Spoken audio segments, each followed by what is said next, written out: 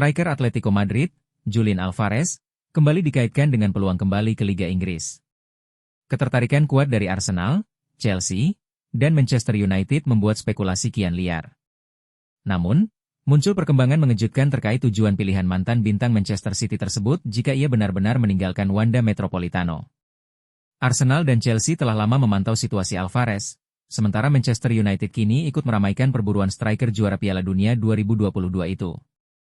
Persaingan transfer pun dipastikan memanas. Di sisi lain, Alvarez terus menunjukkan kualitasnya di Spanyol. Ia baru saja mengakhiri paceklik gol dengan mencetak gol ke-12 musim ini saat Atletico Madrid menghajar Barcelona 4-0 pada leg pertama semifinal Copa del Rey. Meski demikian, jika harus hengkang dari Metropolitano, orang-orang terdekat Alvarez mengisyaratkan bahwa preferensinya adalah tetap berkarir di La Liga, bahkan membuka kemungkinan bergabung dengan Blaugrana. Situasi ini membuat perburuan striker berjuluk La Arana, si laba-laba, semakin intens menjelang akhir musim. Menariknya, Arsenal, Chelsea, dan Manchester United sejatinya telah mendatangkan penyerang baru pada musim panas lalu. Namun, tak satu pun dianggap memberikan dampak signifikan. Joao Pedro memang telah mengoleksi 10 gol Liga Inggris bersama The Blues, tetapi Liam Delap baru sekali mencetak gol dalam 17 penampilan IPL. Produktivitas Victor Gyökeres di Arsenal meningkat sejak pergantian tahun, meski aspek teknisnya masih menuai tanda tanya. Sementara itu, Benjamin Eko belum sepenuhnya meyakinkan, meskipun performanya di depan gawang membaik setelah Ruben Amorim didepak. Meski diminati banyak klub, mendatangkan Alvarez bukan perkara mudah. Atletico Madrid dikabarkan mematok harga sekitar 100 juta pound. Bahkan, Los Rojiblancos disebut telah menolak tawaran fantastis senilai 120 juta euro dari Arsenal pada ajang Piala Dunia antar klub 2025. Mantan gelandang Arsenal dan Chelsea, Emmanuel Petit, turut memberikan pujian terbuka terhadap Alvarez dan mendorong The Gunners untuk bergerak serius. Ketika Julian Alvarez bermain di Manchester City, saya sangat menyukainya. Dia mungkin tidak selalu menjadi starter, tetapi setiap kali tampil, dia selalu spesial baik di City maupun sekarang di Atletico, ujar Petit. Dia bisa mencetak gol, memberi assist, dan yang terpenting memiliki temperamen, kepribadian, serta karakter. Pergerakannya sangat cerdas. Secara fisik dan teknis, dia punya semua yang dibutuhkan untuk bermain di klub-klub terbaik Eropa. Petit menilai, jika Arsenal berhasil merekrut Alvarez, itu akan menjadi pernyataan besar di bursa transfer. Dia meninggalkan City karena ingin bermain reguler, tetapi saya yakin Pep Guardiola pasti senang jika memilikinya kembali. Jika Arsenal punya peluang merekrutnya, dengan koneksi pemain Spanyol dan gaya bermain lini depan mereka, itu akan menjadi kabar luar biasa. Untuk meredam ketertarikan dari Inggris sekaligus spekulasi seputar Barcelona, Atletico Madrid kini mengambil langkah proaktif. Manajemen klub ingin menjadikan Alvarez sebagai fondasi proyek jangka panjang. Pembicaraan perpanjangan kontrak pun disebut telah dibuka, meskipun kontraknya saat ini masih berlaku hingga 2030. Kesepakatan baru diyakini dapat mengakhiri spekulasi untuk selamanya. Dengan 14 pertandingan tersisa di La Liga serta laga-laga krusial Liga Champions di depan mata, jajaran direksi Atletico bekerja ekstra keras agar fokus Alvarez tetap tertuju pada lapangan bukan pada rumor transfer yang terus bergulir. Arsenal mendapat pukulan serius dalam pacuan gelar Liga Inggris setelah gagal mempertahankan keunggulan 2 gol dan harus puas bermain imbang 2-2 melawan Wolverhampton Wanderers. Hasil dramatis tersebut diwarnai ketegangan seusai laga, ketika Gabriel Jesus terlibat insiden dengan bek Wolves, Yerson Mosquera, yang memicu keributan antar pemain.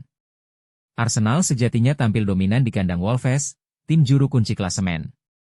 Bukayo Saka membuka keunggulan cepat pada menit ke-5 lewat sundulan akurat. Kepercayaan diri tim tamu kian meningkat ketika Piero Hincapié menggandakan skor menjelang 1 jam pertandingan gol perdana sang bek untuk The Gunners. Namun, keunggulan tersebut justru menjadi awal dari kolaps Arsenal. Penurunan performa di babak kedua kembali memunculkan tanda tanya besar soal ketahanan mental skuad asuhan Mikel Arteta dalam perburuan gelar Liga pertama klub dalam lebih dari 20 tahun. Momentum berubah drastis pada menit ke-61 saat Hugo Bueno melepaskan tendangan melengkung indah yang memperkecil ketertinggalan dan membangkitkan atmosfer di Molineux Stadium. Drama mencapai klimaks di masa tambahan waktu. Miskomunikasi fatal antara kiper David Raya dan Gabriel Magalhaes dimanfaatkan debutan Wolves, Tom Edozie. Sontekan Edozie memantul mengenai Ricardo Calafiori dan berujung gol bunuh diri yang memastikan 1 poin tak terduga bagi tuan rumah. Ketegangan memuncak beberapa detik setelah peluit akhir dibunyikan. Gabriel Jesus mendorong Mosquera hingga terjatuh, memicu adu argumen massal di tengah lapangan. Meski laga telah usai, Wasit tetap mengganjar striker Brasil tersebut dengan kartu kuning. Arteta tak menyembunyikan kekecewaannya. Sangat sulit menerimanya. Di babak kedua kami tidak bermain seperti yang dibutuhkan untuk memenangkan pertandingan Liga Inggris, ujarnya. Kami harus menerima konsekuensinya karena kami pantas mendapatkannya. Di menit-menit akhir, kami membayar harga mahal. Hal-hal mendasar harus dilakukan jauh lebih baik. Ia menambahkan bahwa performa tim belum cukup konsisten dalam beberapa bulan terakhir dan menegaskan pentingnya bangkit di momen-momen krusial. Saka pun mengungkapkan rasa frustrasinya. Kecewa. Perbedaannya sangat besar antara babak pertama dan kedua. Standar kami turun dan kami dihukum karenanya. Sekarang kami harus fokus pada diri sendiri, menaikkan standar, dan memperbaiki performa semuanya masih ada dalam kendali kami. Hasil imbang ini membuat Arsenal gagal menjauh 7 poin dari Manchester City. Tim asuhan Pep Guardiola kini berpeluang memangkas jarak menjadi 2 poin jika mampu memenangkan satu laga tunda mereka. Cara The Gunners kehilangan poin melawan tim dengan performa terburuk di Liga menjadi alarm serius. Rapuhnya koordinasi lini belakang mengindikasikan tekanan perburuan gelar mulai berdampak, sekaligus membangkitkan kembali bayang-bayang kegagalan di fase akhir musim seperti yang terjadi dalam 2 dari 3 musim terakhir. Ujian berat berikutnya sudah menanti Arsenal. Mereka akan menjalani 2 laga derby beruntun bertandang ke markas Tottenham Hotspur dalam North London Derby, Minggu 22 Februari, sebelum menjamu Chelsea pada 1 Maret. Striker Galatasaray, Victor Osimhen, membuka sisi paling personal dalam hidupnya lewat sebuah tulisan emosional di The Players Tribune. Dalam esai berjudul A Prayer from the Gutter, Osimhen menuturkan perjalanan hidupnya yang penuh luka dan kebangkitan dari masa kecil yang keras di Nigeria hingga keputusan emosional meninggalkan Eropa demi menemukan rumah baru di Turki. Tulisan tersebut jauh melampaui kisah tentang gol dan trofi. Osimhen memulai dari titik nol, bermain sepak bola tanpa alas kaki di jalanan, bekerja sejak usia belia demi membantu keluarganya bertahan hidup. Namun bagian paling menyayat justru muncul saat ia mengisahkan fase transisi dari Lille ke Napoli periode yang ia sebut sebagai salah satu masa tergelap dalam hidupnya. Ia mengungkap bagaimana proses negosiasi transfer yang berlarut-larut bertepatan dengan kondisi kritis sang ayah di awal pandemi COVID-19. Situasi itu membuat Osimhen tak bisa pulang ke kampung halaman untuk mendampingi ayahnya di detik-detik terakhir. Rasa frustrasi terhadap sisi bisnis sepak bola yang dingin dan tak berperasaan begitu mendalam hingga ia sempat mempertimbangkan untuk mengakhiri karirnya. Saya benar-benar berpikir untuk tidak pernah bermain sepak bola lagi, tulis Osimhen, menggambarkan rasa muaknya terhadap sistem yang kala itu terasa mengabaikan kemanusiaan pemain. Luka batin tersebut ia bawa ke Italia, sebuah beban mental yang nyaris menghancurkan langkah awalnya di Serie A. Namun, kepindahan ke Napoli menjadi lebih dari sekadar transfer. Itu adalah proses penyembuhan. Ketika saya meninggalkan Lille, saya tersesat. Ketika saya tiba di Napoli, saya ditemukan, tulisnya. Meski begitu, proses ditemukan itu tak instan. Ia membutuhkan figur pembimbing dan sosok itu hadir dalam diri Luciano Spalletti. Osimhen mengenang pertemuan pertamanya dengan sang pelatih. Tak ada pembicaraan soal taktik atau target gol. Ia justru meluapkan kondisi mentalnya yang rapuh. Saya berkata kepadanya, "Tuan Spalletti, saya tidak baik-baik saja. Saya marah, sedih, dan kepala saya tidak lurus," kenangnya. Respon Spalletti membangun ikatan emosional yang kuat. Bagi Osimhen, sang pelatih adalah sosok seperti ayah. Hubungan mereka tidak selalu lembut. Spalletti dikenal keras dan tak segan memarahi pemainnya. Namun di balik ketegasan itu, ada kepercayaan total. Dia percaya pada saya dari lubuk jiwanya. Dia yakin saya bisa menjadi yang terbaik di dunia, tulis Osimhen. Keberhasilan Napoli merebut Scudetto musim 2022-23 setelah penantian 33 tahun bukanlah kebetulan.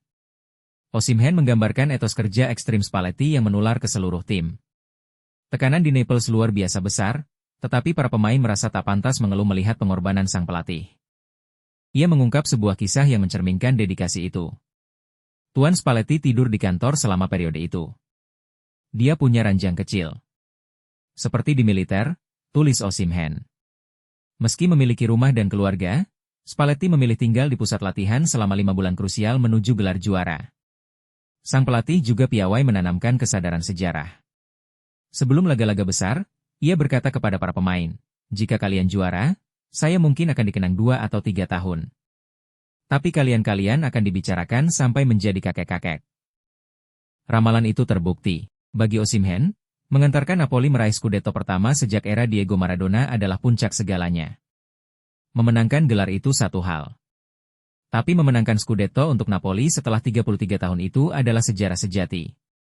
Inilah mengapa saya memilih tim yang saya pilih, tegasnya. Kepergian Osimhen dari Napoli kemudian memunculkan banyak tanda tanya, terutama saat ia memilih Galatasaray sebagai destinasi berikutnya pada musim panas 2024. Banyak orang terdekatnya meragukan langkah tersebut, bahkan memperingatkannya secara keras. Banyak yang berkata kepada saya, "Jangan ke Turki, kamu gila?" tulis Osimhen.